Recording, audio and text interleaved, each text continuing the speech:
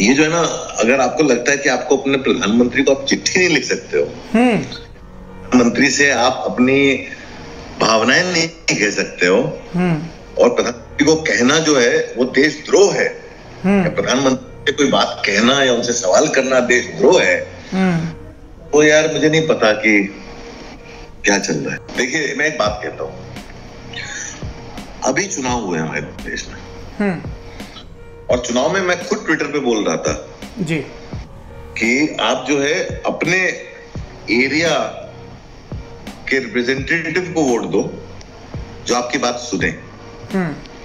कुछ ऐसे दूर दराज एक आदमी को वोट मत दो जहां तक आपकी पहुंच ही नहीं है। कल को आपकी प्रॉब्लम होगी, आप पहुंच नहीं पाओगे। और उस समय सारी दुनिया का तर्क ये था, नहीं हम प्राइम मिनिस्टर को वोट देना चाहते हैं जी। पूरा चुनाव इस बात पे लड़ा गया था, हम चुनाव नरेंद्र मोदी को वोट दे रहा है जी। जगह जगह जो चुनाव का प्रचार हुआ था, जो लोकल कैंडिडेट थे उनकी तो बात ही नहीं हुई थी। मैं जानता हूं मेरे परिवार के लोगों ने मोदी जी को वोट दिया है जी, उन्होंने अपने कैंडिडेट को वोट नहीं दिया है, भले ही मैंने ना दिया हो। ट्रोल्स इस पर बहुत मुस्कुराएंगे। नहीं, मैंने नहीं दिया। मैं कह रहा हूं ट्रोल बहुत खुश होंगे कि अनुराग कश्यप के परिवार के लोग भी मोदी समर्थक हैं। नहीं, हमारा परिवार बीजेपी समर्थक रहा है बहुत जमाने से, लोहिया के जमाने से जी। लेकिन मैं तब कह सकता हूँ मोदी बीजेपी नहीं है जी। बीजेपी और मोदी में फर्क है। मोदी सरकार है, बीजेपी सरकार नहीं है जी। जिस बीजेपी पर विश्वास रहा है ये वो नहीं है। और इस बात को कहने से मुझे कोई डर नहीं लगा। जितना बड़ा जनादेश हमने चुनाव में देखा है उसके सामने ये तो साबित हो गया कि वो ममता बनर्जी हो, चाहे मायावती हो, चाहे कोई भी हो, वो मोदी जी के सामने जो है फीके पड़ते हैं जी। तो अभी कौन सी इनसिक्योरिटी है? किस बात की इनसिक्योरिटी है? वो लोग चाहकर भी नहीं जब कुछ कर पाए तो अभी किस बात की इनसिक्योरिटी है? तो ये सब भटकाने वाली बातें हैं। तब तुम कहां थे और तब तुम कहां थे, और where were you when this happened, where were you when that happened, ये जो सब भटकाने वाली बातें, ये बहस नहीं है, ये तर्क नहीं है।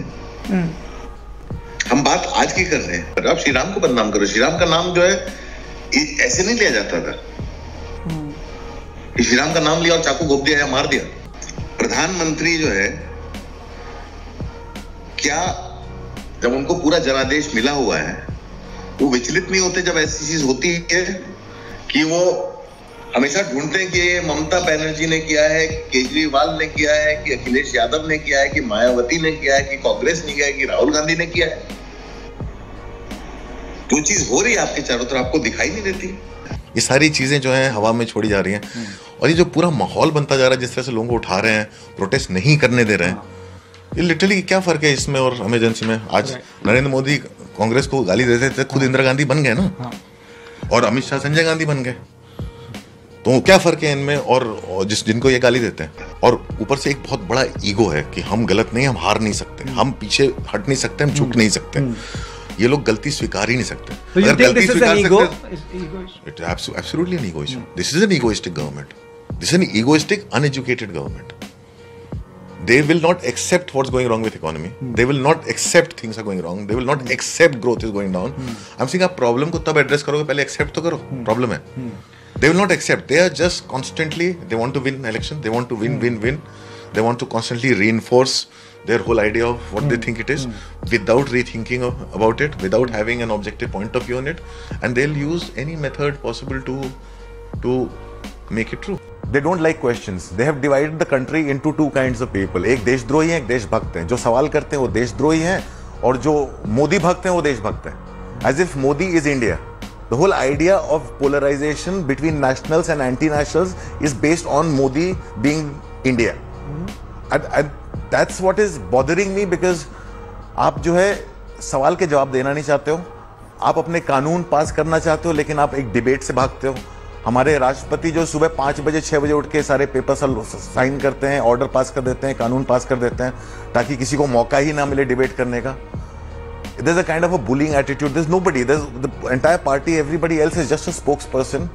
Or even intelligent people, educated ministers like Sitaraman और Mr. Shiv Shankar, वो भी वही रटी रटाई लाइनें बोलते हैं। You know, this is a government that cannot show their accomplishments because they are none. They don't have an accomplishment. Your economy has gone down. There are no jobs. They don't have answers to questions. So they are surviving by creating a sense of You're giving a sense of entitlement to those people that you have an enemy to fight. हम लोग बेवकूफ़ नहीं है, हमें दिखता है, हम आपको देख सकते हैं, आप क्या करना चाह रहे हो, आप क्या इंटेंशन क्या है और आप कहाँ हमें ले जा रहे हो, हम जाने नहीं देंगे।